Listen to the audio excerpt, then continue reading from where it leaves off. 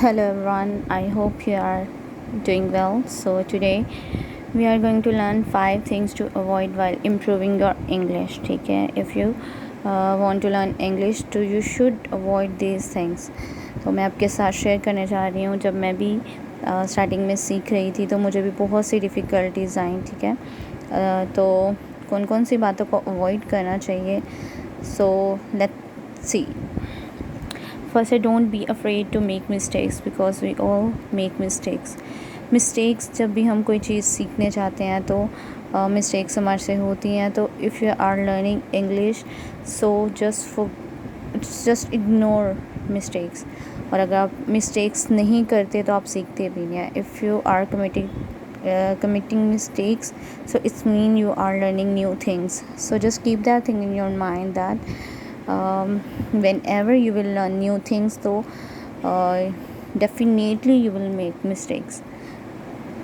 And second is, don't be ashamed to speak up. Start speaking English. So the second point is very important. If you are learning English, so you should speak in English in public, with your friends, with your family. No matter what other people think about you, they will make fun of you, but you have to ignore those persons. Okay. The third one is, don't forget frustrated with yourself. Instead, relax and enjoy yourself. Okay, if you will enjoy when you are learning something, so I think there is nothing to be frustrated with yourself. So just remember these things when you are learning.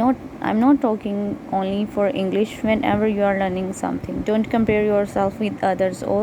We all are different and unique. So stop comparing yourself with others. Like, वो तो बहुत English अच्छी बोल सकता है, I am unable to speak English like him or her. So don't compare yourself with others. You are unique and different.